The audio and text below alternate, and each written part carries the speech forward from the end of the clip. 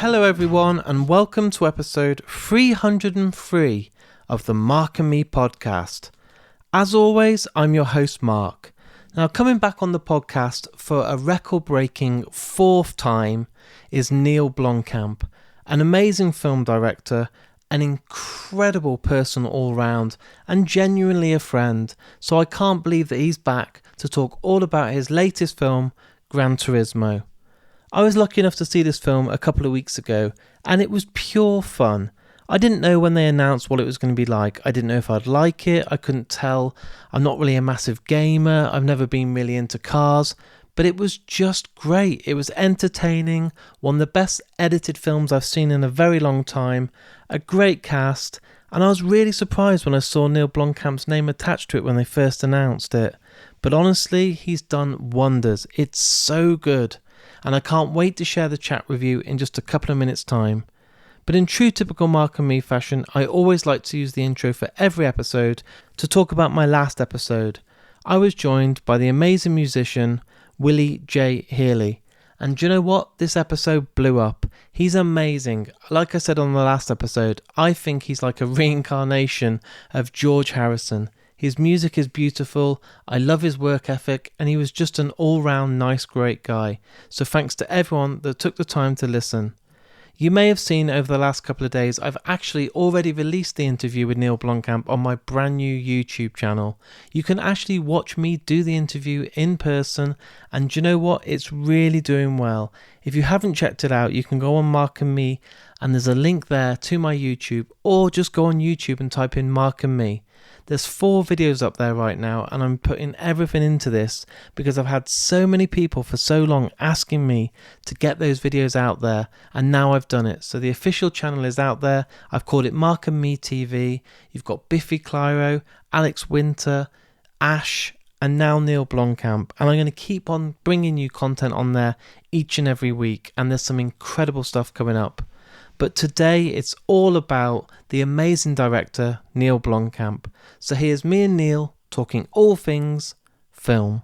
So Neill, for the 4th time, which now makes you the leading guest on Mark and Me, welcome back to the Mark and Me podcast. Thanks, man. It's an honor.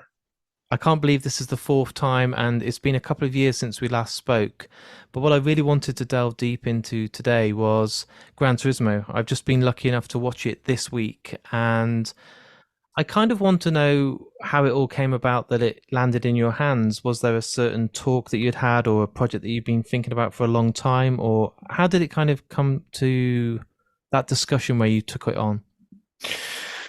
Well, yeah, it was very unusual. I mean, when I was shooting it, I kept saying to the crew that I couldn't believe I was shooting a sports drama because I never imagined that to be in my future. But what happened was I had written this much darker science fiction film that I sold to Columbia, and I think the short story is basically they wanted a massive actor in the lead because it's unknown IP and it's relatively expensive.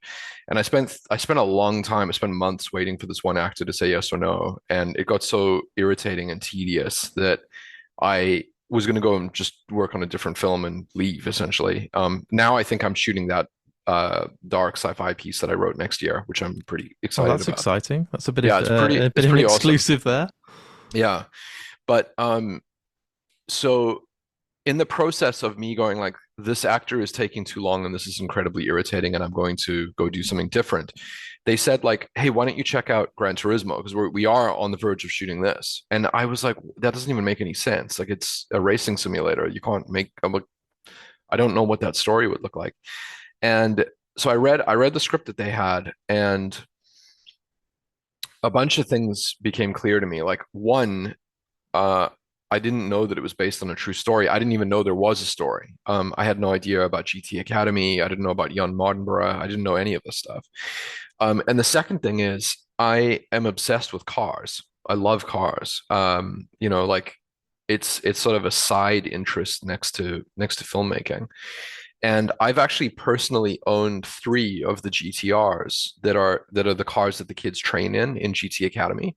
So I was reading the script about this other passion that I have, and and I was struck by how interesting of a way into a video game film it was to not be inside the narrative of the video game, but to make the movie entirely about the game, but still be in the real world that we live in. We're not in the Yeah. narrative of this particular game, and I thought that was a very unique way into making a game movie. Um, but really, the primary thing was that I realized that the film left me with a feeling of movies that were usually sports dramas that I'd seen as a kid or as a teenager that had always left me with a feeling of sort of inspiration, right? Or a very positive aspirational feeling about them. Yeah. And it's not exactly the same as movies that inspired me to want to get into filmmaking. But it's a feeling of leaving the movie theater feeling lifted and feeling Yeah. sort of inspired. And it dawned on me that like there was no plan in future for me to ever do anything like that. And I kind of all of a sudden I was like, I would love to make a film that moved some 13-year-old the way that I felt when I watched, something like Rocky or whatever the film may have been. And it really had an effect on me. It was like I want to actually direct this, and I want to try to direct it in a way that is as emotionally uplifting as I can do. And the way into it, besides it being a game movie, which I thought was interesting, was the cause. It was like this whole world of cars that I live inside of outside of filmmaking that just I thought that would be really, really fun. So that's basically what happened. It was a very strange, unusual set of circumstances, and um, it's kind of how the film came to be. I kind of found it really fascinating then when you talked about that feeling you got when you were in the cinema as a kid and you Yeah, watched something like Rocky. I wasn't there obviously in the yeah, yeah, 70s when Rocky came out, but my dad would often watch it on DVD or VHS at home, and I'd get that feeling of wanting to punch the air, after watching the film. Like anyone can, yeah, like the underdog can always win yeah, if you put your mind to it. And it sounds crazy, but I text my friend and I said, "Have you seen Gran Turismo yet?" He's like, "No, not yet." And I'm like, it felt like the Karate Kid, but in yeah. cars, Karate and Kid was another reference, actually. It was yeah, absolutely a very similar structure, and goal, I think. definitely with the leadership. And, if you look at Dave's character, I think you can kind of look at him as like a Mr. Miyagi that kind of gets won over and then Mm. sees his past glory. But I just, when I've seen people talk about Gran Turismo, a lot of people say, Neill Blomkamp's doing it. Like, are you, what? This is crazy. But didn't that feel like a challenge to kind of show that you can not just do sci-fi or you can do horror, you can step into that kind of family entertainment and feel good film, but also deliver a story that is so passionate to you that you get to play with those cars? Yeah, I mean, definitely there are definitely directors out there that will do projects maybe that they're not passionate about, but I don't think I would be able to. No. I just yeah, I don't think I don't think I would be able to like turn up on set. So I think the Venn diagram is something that I'm very passionate about. And usually that overlaps with, I mean, I want to work in fantasy. I really want to work in fantasy. I haven't done that yet, but like fantasy, horror, obviously science fiction. And it doesn't necessarily mean that there are things in that possible list of possibilities that are outside of what audiences may not expect from me.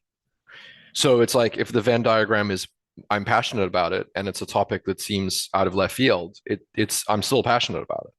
Yeah. So uh, but the other way to look at it, I think people that are not creative people, that are they view choices like this in a much more cold and cynical kind of light. So they're like, like they struggle to find a reason for why I would direct it. That's And I think fair. it's when you're creative and when you're really someone who loves creating things and is artistic, I think you understand more on some level that it's like the person is probably drawn to some elements of it very deeply. I mean, you're not going to commit like in this case 14 months of hard work for something that you're not totally invested in. Like, why would you do that?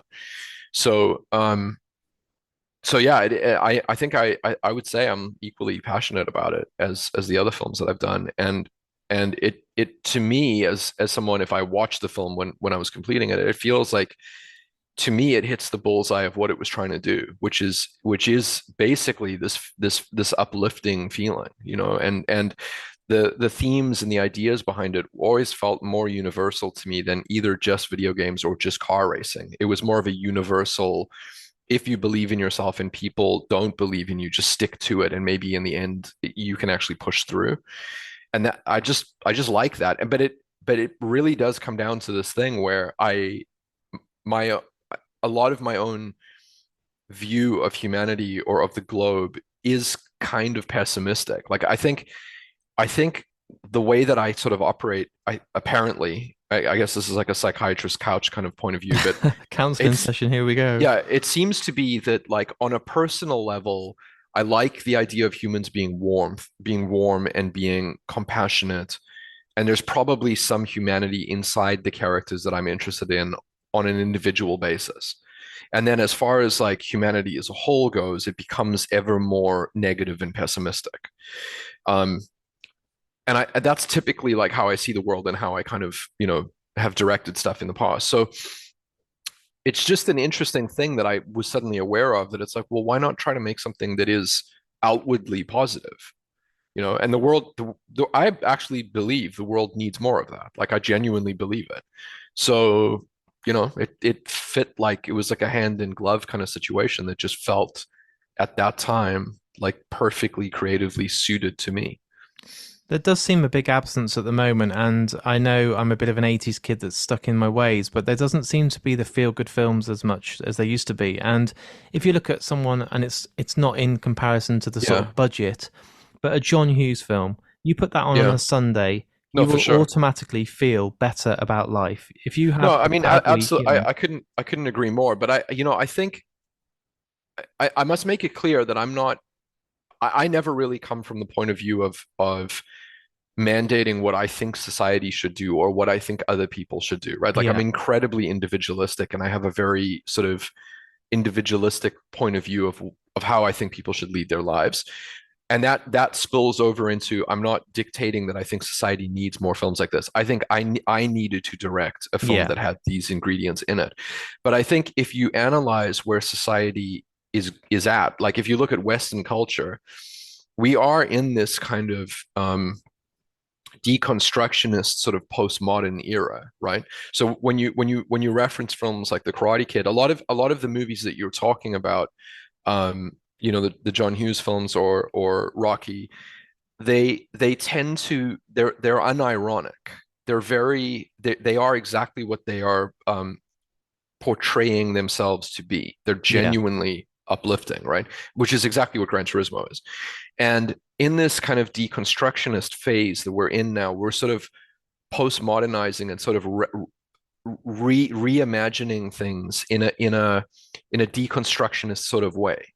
And a lot that can be negative. It can be pessimistic. I mean, I happen to also like it, but it overall, as a society, as a feeling, it feels we're not necessarily think the future is not as bright, I don't think, as it once was.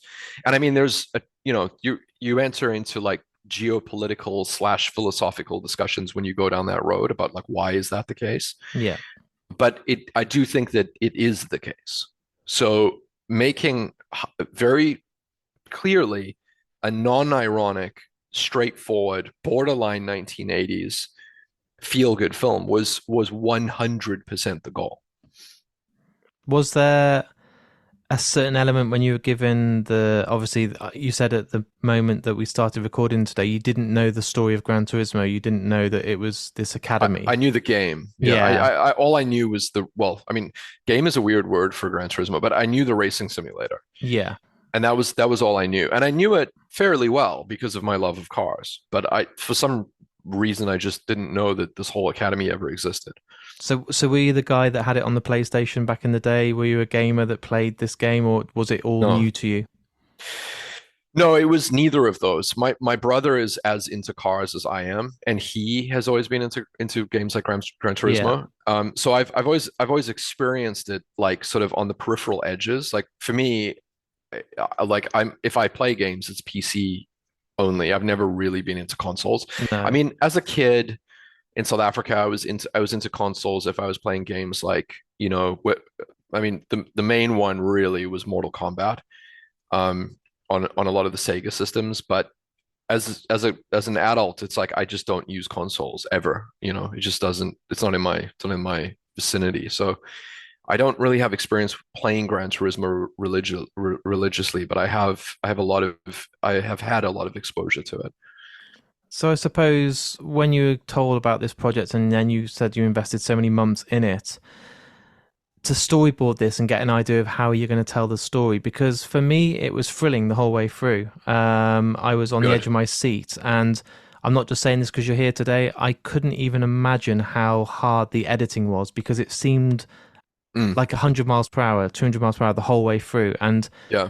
the amount of different shots in that editing that you've done, it blows my mind. It surely is the busiest film you've ever done. Yeah. Yeah, that is definitely true. And it was part of the architecture of how the film was set up in the beginning. We had four editors and we had two primary editors, who I literally cannot say enough good things about. Um, like I just love them. I really, really Yeah. love them. And the third editor was an editor who had never worked in films before. I'm not even sure if he's done anything narrative like TV or anything like that, but his thing is car commercials. So he really comes out of like extremely aggressive Porsche and Mercedes-Benz commercials of just, pure cinema, like pure adrenaline cutting. Like that's it. Like there's no story. There's just like it's just sound and image. And and even our two primary narrative editors were very good at that as well, but they were following story more. And yeah, it was like assembling the right editorial team, assembling the right camera department that could not just camera department, but like director of photography and camera. Yeah. So this idea of prioritizing quantity of footage and treating the races almost like real events that we were documenting rather than a synthetic, conforming reality to what the camera wants approach. And then the third thing was to push for this idea of kind of disassembling the cars and getting into the mechanics of the cars and into Yeah. the mechanics of the transmissions and the engines and stuff, and sort of remixing all of that. And then it still took like a ton of editing. I was living in LA for 7 months with those editors, like doing that stuff, and it was a long time. You can see it's paid off though. Like the word is adrenaline. That's what I felt throughout this whole film. And to see those scenes of the lead actor obviously going in and out of the car in his bedroom, but then becomes this world and the car takes over him.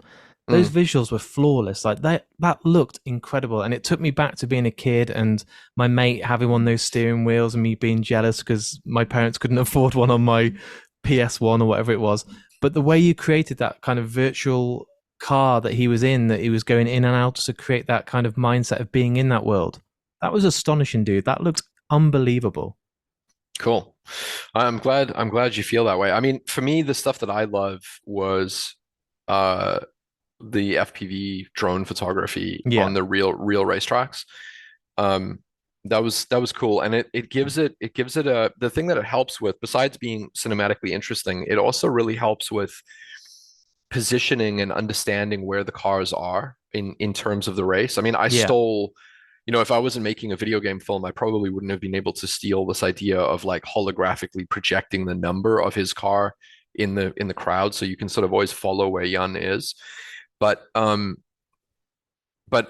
drones allow for it allows the audience to place themselves and be very clear about where he is and what he is doing, and then you can follow it in a way that is either from a motorsports perspective or almost from like a character perspective, and you always know where he is.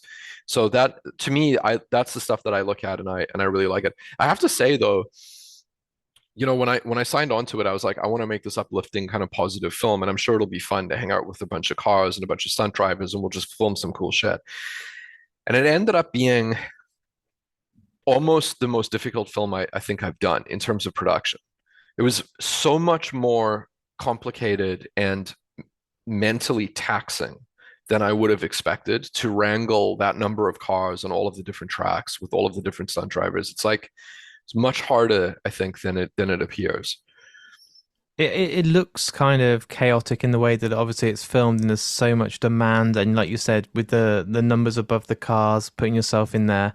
Mm. But all the different shots that take place on those tracks, I honestly don't know how you'd keep track of it. It just blows my mind. I was just sitting there the whole time thinking this is like the editor's nightmare because it's chaotic. It is. It's frantic the whole way through these races, but it does make you put yourself in the driver's seat. And my heart was racing on the edge of my seat, especially when the story isn't perfect. It isn't that the first race he goes to, he wins, gets a gold medal, and gets a massive trophy, and then becomes the best driver of all time. It's Mm. the long road, and even the big crash scene. Like I felt that crash like I've never seen. When I saw the film Super 8, and there was a train crash with Mm. J.J. Abrams, I felt that crash. Today, watching this again, I felt that crash like I was in that car, and it was quite suffocating seeing the accident, you know? Yeah, one person that was absolutely integral to the film was Victor Muller, the VFX supervisor. Yeah. And those inserts of Yun really help sell that crash. And those were done in Prague. Um, but the idea behind, I think that one of the reasons that I think that that sequence feels kind of realistic is we sort of bound ourselves by certain real world parameters that we weren't allowed to step out of. And that even includes like, for example, so the main shot is a panning shot where we pan with his car when it hits the barrier and then Yeah. when it flips. And it essentially it looks like either a motorsports angle or a news angle. It's incredibly real world, right? There's nothing synthetic about it. And what we used to have in the edit was we had a drone shot, which we've obviously very clearly established that we're using drones, and like it's a filmmaking language in this film that the audience would have accepted because we've set it up well. Yeah. And the drone was moving towards the car as it was careening towards us over the fence, and it was a very cool shot, but it was also synthetic. You don't in motorsports, you don't see a crash from that angle. It just doesn't happen. You Never. see a crash like that in Hollywood. And it was a very specific decision to remove that and to triple down on the idea of only the pan. It's like kind of it's a decisive move to go, we're only trying to present this as realistically as possible. And so I think the simplicity of that brings a level of realism to it that makes the audience feel a little bit more in jeopardy. And then we did the internal shots that I was talking about with Victor in Prague, where I wanted to slow time down in there and be with Jan as Yeah. that happens and as he's rolling. So it's a bunch of profile shots. But the reason I bring Victor up is because in the POV shots from Jan's eyes, as the car ultimately ends up upside down on the roof with the lawn, those shots are 100% CG except for the lawn. Wow. So they're yeah, I mean, and we the timeline for this movie was crazy tight. So we kind of were looking at those. I'm not exaggerating. We were looking at those in gray shaded, like Phong low resolution renders 2 weeks before we delivered the film. That's madness. And it's like that's how pressured it was for time. But it's also incredible how photorealistic they ended up looking in the end. So it's kind of awesome, given like what he did with the timeline that he had. But we that sequence had to feel as real as we could make it feel. And when we refer to the characters of this film, because that's what I think I wasn't expecting in this, the heart of the movie and the kind of Mhm. the relations of the mother and the father and the son relationship of this family, and how he's kind of the father's had success in the past and wants his son to do well, but also doesn't want to put his son at risk or at danger. Mhm. Um, the casting, I think, was crucial, and you must have been in your element when you got these incredible world famous actors and actresses that were part of this story, because I don't think you could have done it with anyone else. I think the Mhm. David Harbour, Orlando Bloom, Jerry Halliwell, who I wasn't expecting. These performances were unbelievable. Yeah. Well, I mean, David Harbour, I couldn't agree more. I mean, David and Archie really were these. I was just very lucky, basically. Yeah, But the other person that is less mentioned that I have always wanted to work with, and I was so stoked with what he did, was Jaimin Hunsu as his dad. unbelievable. And yeah, and like the scene where he comes into his trailer, to basically like reconcile with his son. I just love that guy. I mean, I've ever since Amistad and Gladiator, that was around the time I really wanted to try to get into directing, and I watched those films and I was like, I really wish I could work with that dude one day.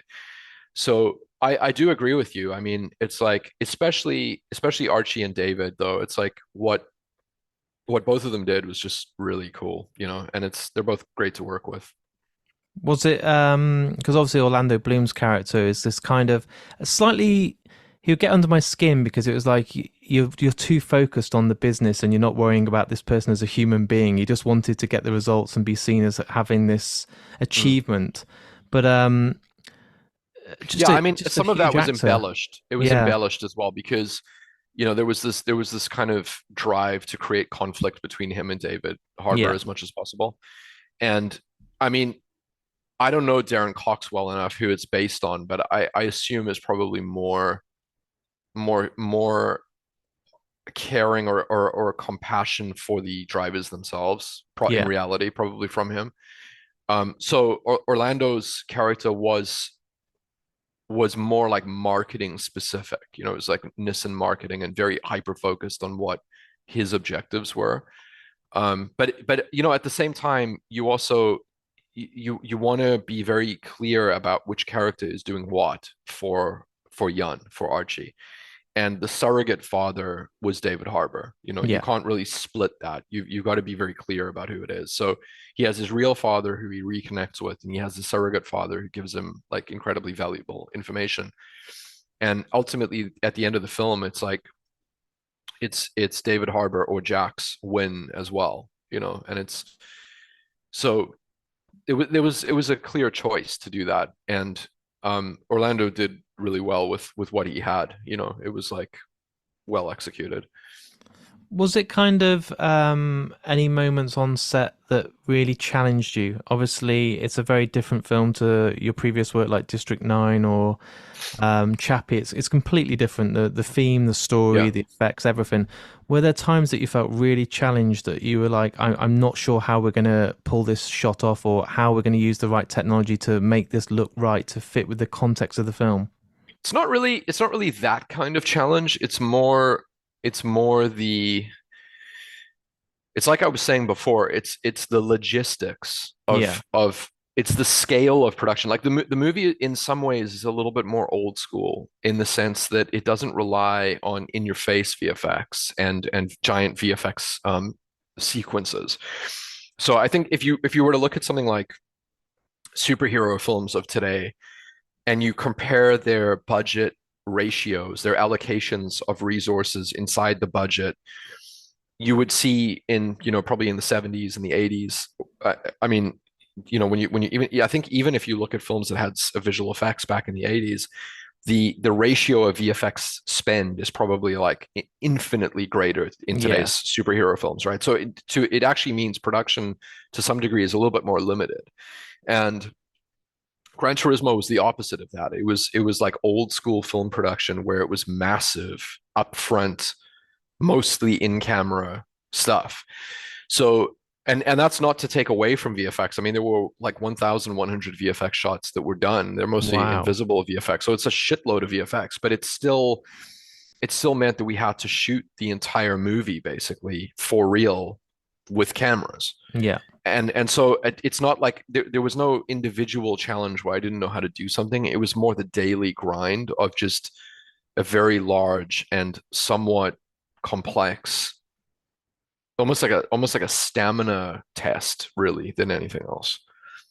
Does it make you now want to take a step back and do something a bit smaller on a lower budget that kind of feels more Well, I I, at I home? Or am I am doing that actually. Like I'm doing a smaller film that I'm starting soon. I mean, it's not tiny, but it's smaller than It's not on Gran the scale of Turismo. Gran Turismo. No, no. Can you tell us anything at all about this film, even if it's just the genre or? The genre is alien abduction. Oh wow! Yeah, And you starting this quite definitely soon? horror-ish. Yeah, quite soon. Oh man, you're teasing me. But then you also said you've got something. Is it sci-fi in the works that you want to get quite involved, or fantasy that you want to kind of delve into? No. The one that I was saying was the project that I sold to Columbia Yeah, that ended up basically turning into Gran Turismo. That film I want to shoot next year. That's a bigger, that's a larger science fiction film that's more like that. People will assume that's more like me, I think. yeah.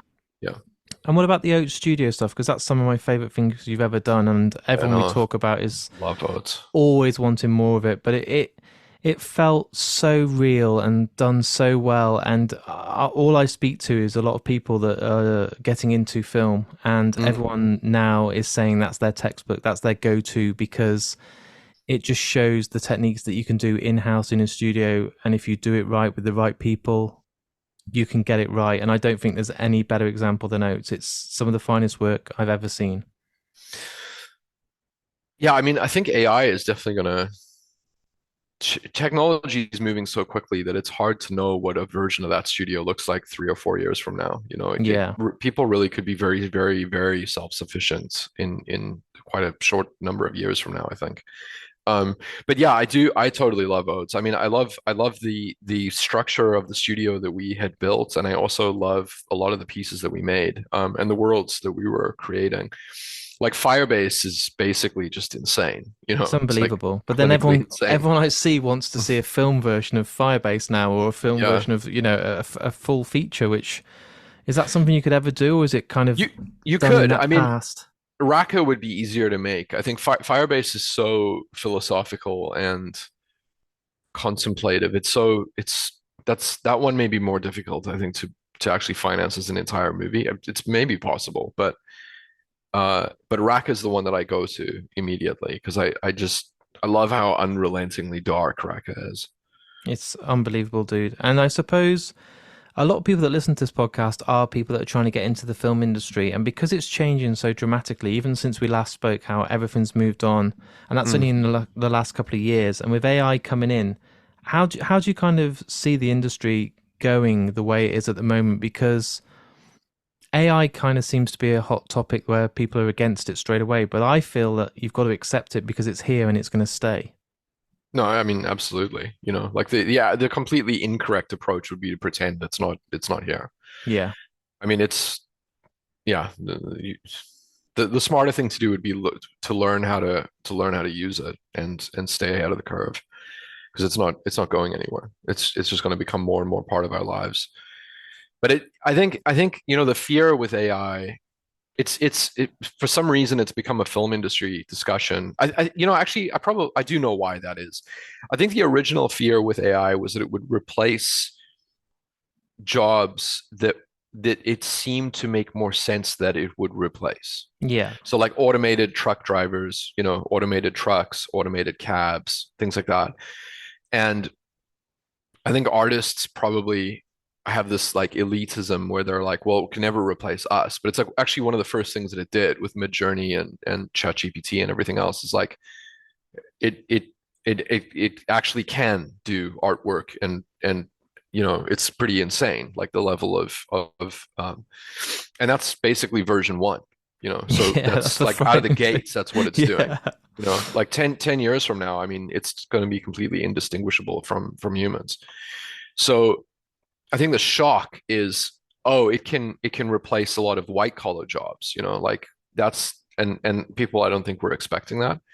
So but it's the wrong thing to do is to kind of try to make it illegal or turn your back on it or keep it out of the room. Like it's just never ever going to happen ever. So is this So something you can see yourself, and you maybe already are, but are you trying to get involved with it to then use it as a tool for your next upcoming films?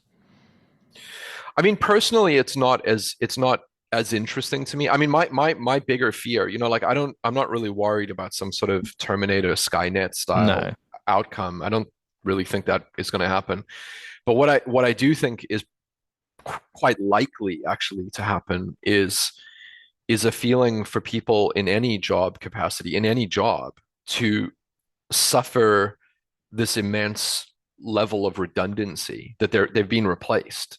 And you could have huge swaths of the population that have been replaced by something and made redundant and kind of don't they like one part of it is just your income and your job, and that's bad enough. But another part of it is like if you really get philosophical about it, it's like what does it mean to be human?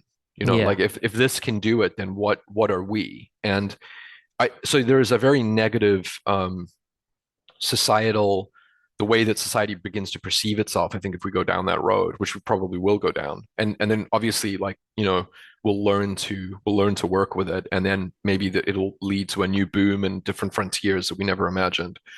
But so in that capacity, with some sort of universal basic income that governments have to give the population so they don't like riot because they have nothing, they have no jobs. Um, in that sort of negative world, I think there'll be some level of human-made artistry that's still very interesting to humans. But it to me on a level of art of like what I'm interested in, I'm still personally more interested in self-made stuff. So like I'm not afraid of AI, and I'm not No. trying to keep it out of the room the way that I see a lot of people trying to do. But I'm also maybe not as interested. I'd rather have a conversation with an artist. I'd rather like, Yeah. like one thing that I'm obsessed with that I've never really done enough of in filming. I did a bit of it in Elysium. Is our model miniatures, right? Like Weta style Lord of the Rings model miniatures, or Phenomenal. basically yeah, Star Wars, anything from like the 70s or the 80s, or Lord of the Rings. Um, it's like a huge goal of mine to like really start to get into models more. And in that scenario, yes, you can use 3D printing, but really it's extremely, extremely human generated. It's very tactile, and it's like glue and uh, paints and urethanes and materials and sawdust and like, wearing eye protection because it's so physical. It's non-digital. It's very, very analog. And I'm more interested in that than I am in really interacting with AI. I'm becoming more interested in real world stuff and less interested in computers, which is kind of interesting given that I, You've used to be just like, done Gran Turismo. yeah, I don't think that, yeah, I don't think that's the reason, but yeah, but anyway, like, so I don't think anyone knows where we're going. I think we're just, we're in uncharted territory, and we've built a society that is so much smarter than we are and so much more complicated than humans are designed to sort of keep tabs on, that it's in danger of running away from us. And it's not good psychologically for humans. If you lived in the middle of like the Roman Empire, or Sumeria, or like the beginning of agriculture, or even if you were Paleolithic or whatever, it was like 100 generations before you and like 50 generations ahead of you, nothing was different. This is what you did. And life was that we're biologically designed to live and function at that level. We're not biologically designed to live with a societal upheaval, in every 50 years, every 25 years, and then you just go down the scale, 12.5 years, down, and I mean that's what the singularity is meant to be. It's like this Yeah. compression until eventually it's just information is basically doubling or squaring itself every second, and it does appear like that's the direction we're going in, but we're not really designed to deal with it. So it leads to a lot of psychological pressures for people in unpredictable ways. I was getting really excited then when you were talking about miniatures again and figures, and I've been Mm. watching quite a lot of videos on Instagram and YouTube recently of Del Toro, who spends a lot of time painting figures for his fans, and he shows you the process that he's gone through, especially with his stop animation stuff. But Hmm. there's a lost art, I think, in practical effects. And when you look at films now, for me, one of my favorite films of all time is John Carpenter's The Thing. I watch that now, and I do not believe that's made in 1982. I still think it could be made only 10 years ago, and it Have looks you ever heard the flawless. stories? Have you heard the stories about Rob Bottin on The Thing? Have you heard this? Do you know Nope. Rob Bottin? I know the guy and he's an absolute genius and I know his Yeah. work, but I don't know any stories about him. I don't know if this is true, but someone was telling me that apparently, because when he did the thing, I think he was like 18, right? Yeah, I know he was really He young and was like it nearly 19 or 18. destroyed him mentally because it was the work he Yeah. was doing is Well, crazy. that's what I was gonna say. Like, I think he was like dehydrated and malnourished or something, and I think John Carpenter drove him to hospital at some point. There's some insane story, and he was basically working like 23 hours a day on like coke and pizza for like 8 months, and like everything was his own stuff. I mean, he was making everything. He was designing Yeah. and manufacturing stuff, and then he just sort of like collapsed in the workshop. And then Carpenter was like, "Bro, you need some electrolytes or something," and was taken to hospital. But he also designed RoboCop as well. And I mean, that's the kind of stuff that got me into the film industry initially. Like, I love that stuff, absolutely love it. Does it make you want to use more of it moving forward, even though you've just come back off a huge computer generated and CGI fest? Are you now looking at wanting to return to something? I know we've talked about a new horror and we've talked about that other project, but is there a John Carpenter thing in you? Is there a that sort of feel? Well, it's an interesting discussion because like the one part, what you're really asking is like, do you want to work with practical effects and practical miniatures and stuff? And the answer Yeah. is yes. The answer is yes. But when you say like the John Carpenter thing feel, like the vibe of that movie, right? The thing that is really interesting about that is that at the time, Carpenter was using the most cutting edge visual effects. That's what it was. It just Yeah. didn't happen to be computers. And I think it's one of the reasons, like when you look at Prometheus and you compare it to Alien, I think one of the criticisms with Ridley is like, why doesn't Prometheus look like why doesn't it have the same feel and vibe, the analog vibe that Alien does, right? And as a younger person watching the two films, we can analyze that, right?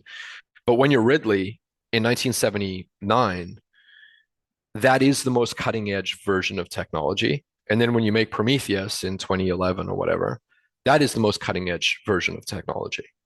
So it's like his direction and his way into it is probably the same thought process. You see what I mean? It's not. It's No, like, that's completely valid. Yeah. but aesthetically, it results because there's such a large gap in time. It results in two different aesthetic visual palettes. They're two different. They're not congruent with one another. So it's a very interesting thing. So it's like Carpenter today remaking the thing, or if you could just magically have him appear today and have him make the thing, it probably involves a shit ton of VFX, unless it was the actual living version of him that was trying to re-reference the film that he made back then. So now today it means you're knowingly going retro, which Yeah. by the way, I also think is super cool. Yeah. So like you know, I always shoot on film. Like I have these Super 8 cameras. Like, That's I mean, awesome. I'm in Vancouver now, but I don't really live in Vancouver, but I have these where I do live as well. And I just am obsessed with anything organic and tangible and, old school. So I haven't really put it into films yet. Even, I guess the most like that, I suppose, is District 9 because it's sort of retro VHS and Yeah. not Super 8, but high 8 video. So it has a shittiness about it that I It's got that like. sort of grain feel about it that makes it feel like it's not a Yeah, it's stupidly like high analog budget film. video. Yeah. Yeah. Yeah, analog video. Yeah, that was actually also one of the first movies ever to be shot on red cameras, red one. Really? Yeah, because of Peter Jackson, like PJ had bought I think he bought like three or four of the prototype first red cameras off the assembly lines. And he was obsessed with them, and he was like, "You should use these for District 9." And so I think we had two maybe of the first red ones on D9. That's awesome. Yeah. That's good advice from someone who knows what he's doing. Yeah, Jackson's really, I mean, so awesome with all of that retro stuff as well, like what Weta created with Lord of the Rings and even his own stuff like Brain Dead I was just about and to say Brain Dead just yeah, just completely a shows. very, very tactile, super analog feeling cool old school stuff. And I suppose that's what I want. That's what I'm trying to get at. Does that interest you? I know you've dealt with it with District 9, as we've just mentioned, with some of the technology in the cameras, but that Stranger Things, that poltergeist feel, that kind of real. I know it's retro and they're using good Oh technology yeah, at the for time, sure, but for sure. that's It's the it's trip. trip down Absolutely. memory lane and give us some nostalgia using the old school practical effects But again, you know? it's kind of like late Gen X nostalgia. You know what I mean? It's like it's specific to us. Like I speak to my daughter a lot about what's nostalgic to her. You know, it's super interesting. I mean, going back to cars as well, my obsession with cars. It's Yeah, like people have this with cars too. It's like what was the car that you were obsessed with as a kid? You know, and it's like as you go through these generations, like two cars that I'm personally obsessed with is a Ferrari F355 and the original Honda NSX. That's yeah. because I was like 13 or 12 when those cars, came out, right? 14, 13, 15, somewhere in that zone. And today, all of a sudden, those are becoming collectors' cars. So like they're and it's each generation you can see it happen. So there's something kind of amazing about the concept of you if you imagine in 2040 doing digital TikTok kind of borderline Instagram filter retro, like that's nostalgic, you Yeah. know. So it's just generation by generation. But for me, yes, Poltergeist, what Stranger Things was riffing on, anything from the 80s, it's like it would be super fun to do something in there. I actually love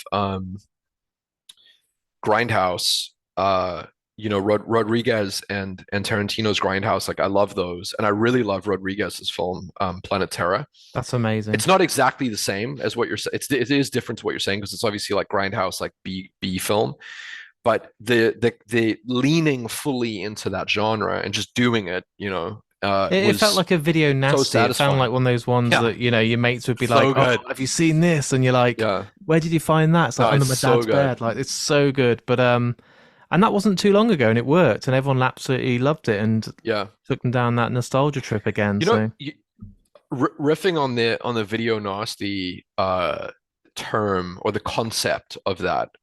One of the best things I've ever heard in my life like that is the director Panos Cosmatos lives in Vancouver, and I know him. And he one of the films that he's done that I'm obsessed with that I just love is the Black Mirror, yeah, Beyond the Black Rainbow. Sorry, Beyond the Black Rainbow, and his what he self-funded that movie. And the way that he described it to me was he's like, when you're a kid and you're in a VHS store and you saw all of like video nasty, you saw all of yeah. these like fucked up R-rated films and you couldn't rent them and like your parents wouldn't get them for you. He's like, Beyond the Black Rainbow is what I imagined would be on one of On that those shelf, tapes. that's Yeah. amazing. And like the whole movie is basically that. So it's one of the coolest descriptions for the genesis of a movie like I've ever heard It's like of. the VHS you weren't allowed. Yeah, exactly. Or Amazing. what he imagined might be on that tape. I You love all know, those though. Even stuff so like good. Basket Case. Have you ever seen that? Like Yeah, really, that's like yeah, really fucked up. And yeah, those classics are just. There's a reason why they still are so beloved today. totally. I mean, there's a bunch of them that I don't know the names of that I just know the images where it's like, man, that is some crazy shit. That's not going to be your next film. No, Not a reimagining of not right Basket now. Case. Straight off the back of Gran Turismo. Yeah. So what is it looking like then? Are you going to have a couple of months off before you start doing these next film? Because you must be exhausted from Gran Turismo. Like your brain probably needs just a bit of normal life, being a dad, being Yeah, that would be a good. family man, and just Just just chill out for a bit. eating at the right times and sleeping at the Yeah. right times. I don't know. I don't know. We'll see. I mean, I think I'm probably going to start working pretty soon. I feel like you know that already, and you're just not allowed Maybe. to tell me. I don't know. Maybe I just don't want to admit it to myself. No. And what I always do on the podcast, and you've been asked the question, but it's always interesting for me, is the last piece of music that's played after we've done today's interview is chosen by you. So is there a song that you absolutely love that you would Hmm. love to play out? It can be any song in the world Okay, as well, which I always love. this is kind of insane, but I'm gonna go with this one because I was listening to it yesterday and I like it. I'm gonna go with Cobra Style from Robin. Wow.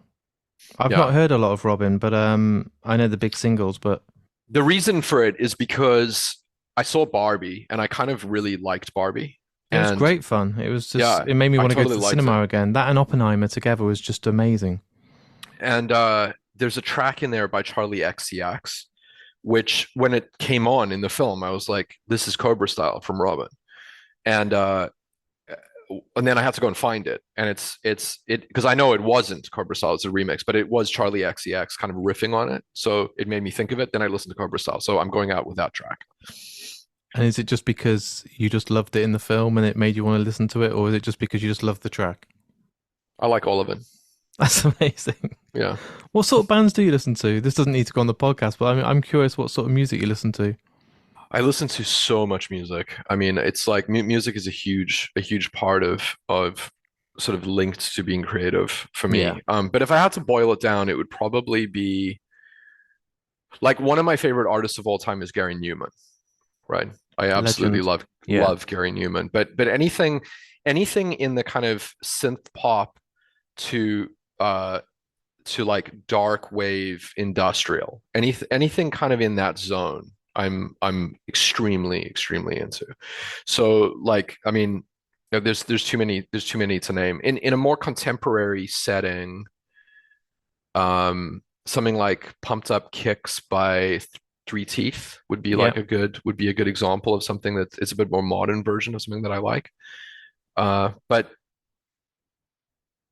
yeah, I mean, I pretty much constantly listening to music.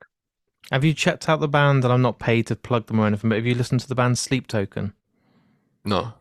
They're like a modern What day. genre is that? It's very much like a modern day Nine Inch Nails, but with a bit more oomph to it and a bit more angst. That sounds cool. It's mind blowing, dude. They've just Sleep Token. Sleep Token. They've just been supporting Slipknot on their world tour. Okay. And they've got a new album out, and it's a masterpiece. Like, I'm not sure if you'll dig it straight away, but it'll get into your system, and it's powerful. It's really decent, and they're going to be the biggest thing. Like, there's a venue in the UK called Wembley Arena, and they sold it out in 4 minutes, 10,000 tickets. So people know what they're doing, but they're unbelievable. Okay. Give them a go. And thank you. I think you'll dig them. I think you'll really like them. And just start with the new album. I've forgotten what it's called, but it's the latest album. Okay, absolutely. And let me know what you think. You might hate it, but I think you'll love it, especially with the stuff you've just been talking about today. Yeah, no, I'm sure I'll be into it. Take Me Back to Eden is their brand new album, but it starts with a song called Chokehold. Listen to that and tell me what you think. Okay. I appreciate you coming back on, dude. It's been good to talk to you and not talk about District 10, which you always get asked about, and every fucking story about RoboCop. So it's been nice and refreshing to talk about something else. Agreed. I bet you're sick to death of it now. Yeah, I am tired of talking about those movies. Good. It's been nice not to talk about it, but yeah. I would really like you to come back on and talk about Chappie, if that's good with you, with my manager. Yeah, that sounds cool. Shrine, and we'll just talk about it.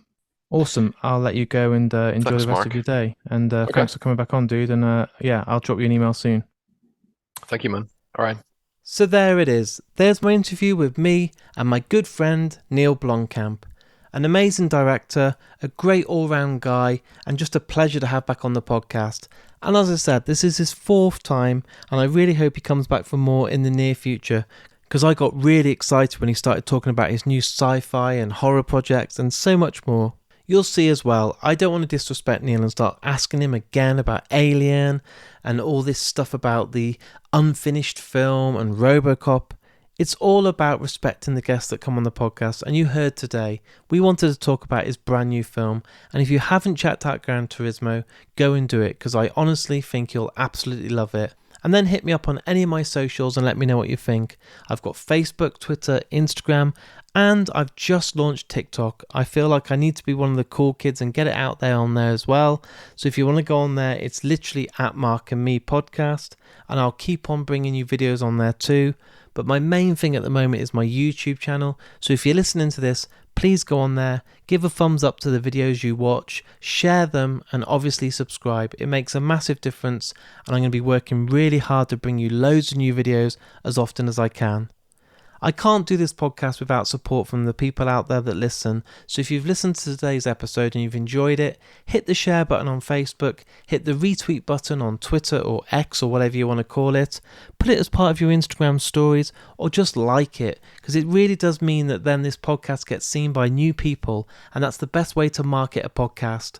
I'm an independent one-man team, I say each and every time, because I think sometimes people think that I'm this team that have a whole big group of people working for me. It isn't like that at all. It's just me. So any marketing that you do for me goes a long, long way. And I don't have a budget. I don't make money off this podcast. I do it for the love of talking to people. But if you do want to give me something for it, I do have a Patreon account, and that basically allows me to then put the podcasts on sites like Amazon, Apple Podcasts, Spotify, and all this costs money. So all the money that comes in via my Patreon helps me carry on this podcast. So if you can go on markandme.com, click the Patreon link and sign up, you'll get a welcome pack, you'll get badges, stickers, you'll get exclusive episodes, competitions, and so much more. Right, I've got so much to do. I've got so much editing to do. I've got interviews coming really fast at the moment, and I can't wait to share them all with you very soon. But just before I go, I want to give a big shout out to Folio Society and Richer Sounds, both the main sponsors of this podcast. Really supportive each and every month. So if you're in the market for a sexy new book, go on foliosociety.com, or if you want to get yourself a brand new TV or hi-fi system, then why not go on richersounds.com. Right, that's everything for me for this episode. So until then, look after yourself, go and watch Gran Turismo, take care, and I'll speak to you all very soon.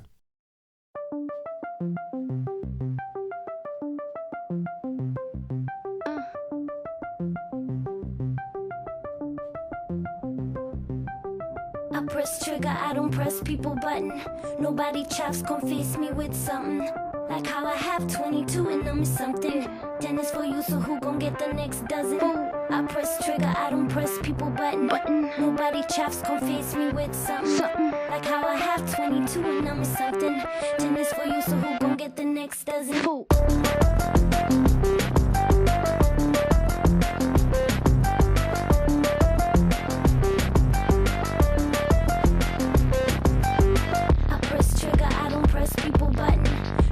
Chops gon' face me with something.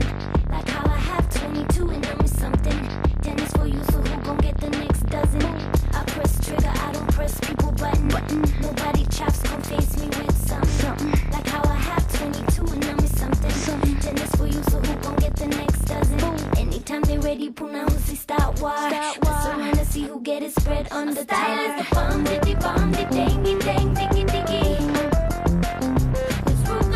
With the bomb, the dang, dang, diggy, diggy. A style is the bomb, the dang, dang, diggy, diggy. Cause rude girl don't play with the bomb, the dang, diggy, diggy. Now who sit around and watch a girl live? Watch a girl roll, now you know I roll big. You sit around and plan how to put girl in fridge. Remember when you dig a hole, it's two you gon' dig. Certain little boys I just stop deal with. Tell you they your friend and then bad mouth again. Style is the bomb, the dang, diggy, diggy. Cause rude girl don't play with the bomb, the dang, diggy, diggy. A style is the bomb, the dang, diggy, diggy.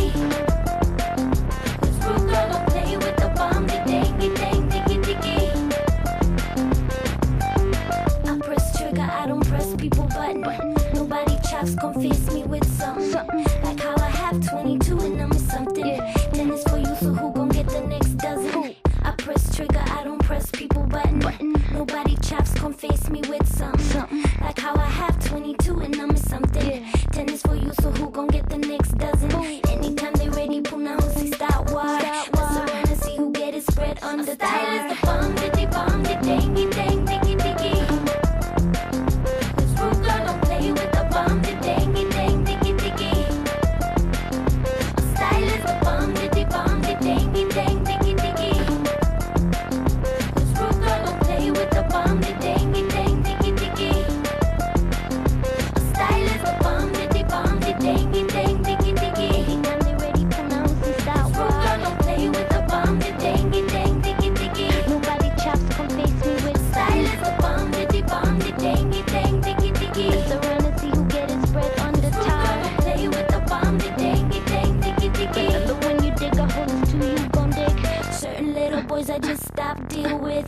Tell you they your friend and then bad mouth again.